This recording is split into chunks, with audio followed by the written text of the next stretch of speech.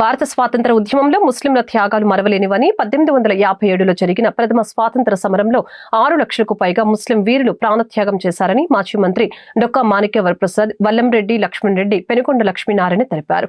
గుంటూరులోని జనచైతన్య వేదిక హాల్లో జనచైతన్య వేదిక ఆధ్వర్యంలో సయ్యద్ నజీర్ అహ్మద్ రచించిన అల్లూరికి అండగా నిలిచిన ఫజలుల్లా ఖాన్ షేక్ మదీనా పుస్తక ఆవిష్కరణ కార్యక్రమం జరిగింది. అనంతరం వారు మాట్లాడారు. నాటి బ్రిటిష్ ప్రభుత్వం హిందూ ముస్లింల మధ్య చిచ్చుపెట్టి పాలిస్తే నేడు మతోన్మాదులు మెజారిటీ వాదాన్ని ముందుకు తెచ్చి మైనార్టీల పట్ల వివక్ష చూపుతూ మరొకసారి విభజన రాజకీయాలు చేస్తున్నారని మండిపడ్డారు.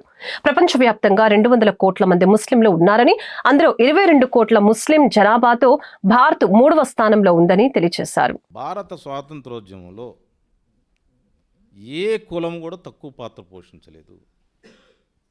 ఈ మధ్యకాలంలో వస్తున్న సబాల్టర్న్ స్టడీస్ పుస్తకాలు చదువుతూ ఉంటే ఆశ్చర్యగురిపే విషయాలు వస్తూ ఉన్నాయి. కన్నెగంటి హనుమంతు మరి కన్నెగంటి హనుమంతు సమాధి ప్రక్కనే 2 సమాధులు ఉంటాయి. మీరు పోయి మించాలంపాడులో చూడండి, ఆయనతో పాటు చనిపోయినాడు. ఆయన సమాధి పక్కనే ఉంటాయి 2 సమాధులు. ఆయన సమాధి ఆ పక్కన 2 సమాధులు ఉంటాయి.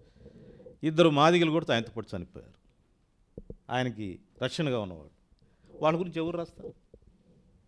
అట్లా సబాల్టర్న్ అంటే చిన్న చిన్న గ్రూపులు, ఎస్సీలు, బీసీలు చనిపోతే వాళ్ళకి గుర్తే ఉండదు. స్వాతంత్రోద్యమంలో అంటే దేశం కోసం పోయాం చచ్చామన్నారు. స్వాతంత్రం ఎవరికి గుర్తింపు వస్తుంది? అక్కడున్న జమీందారులు, అక్కడున్న రాజులు, అక్కడున్న అడ్వకేట్స్, చదువుకున్న వాళ్ళు, వాళ్ళ పేర్లు రికార్డ్ అవుతాయి.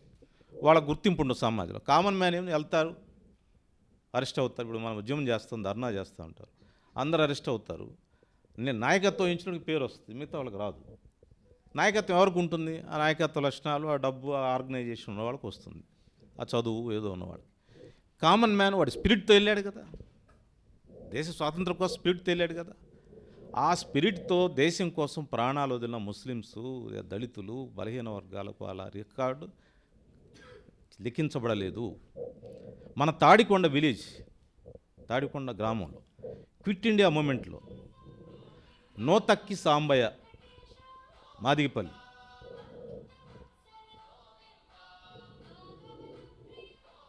ఇప్పుడు కూడా బస్టాండ్ సెంటర్లో స్తంభం ఉంది. నోతక్కి సాంబయ్య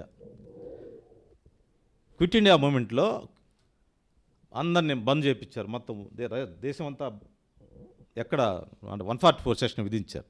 సాంబయ్య 3 రంగుల జెండా పట్టుకొని ఇంకిలాబ్ జిందాబాద్, భారతదేశం బ్రిటిష్ వాడు వెళ్ళిపోవాల్సి సాంబయ్య ఒక్కడే వచ్చాడు. తాడికొండలో కాల్చిపారేస్తారు. తాడికొండలో సాంబయ్యని ఎవరైనా గుర్తించారా? సాంబయ్య మాదిపల్లి సాంబయ్య. సాంబయ్య భార్య మొన్న కరోనాలో చనిపోయింది. యంగ్ వీడియో అప్పుడు ఆ రోజుల్లో మొన్న కరోనాలో చనిపోయింది. ఆవిడకి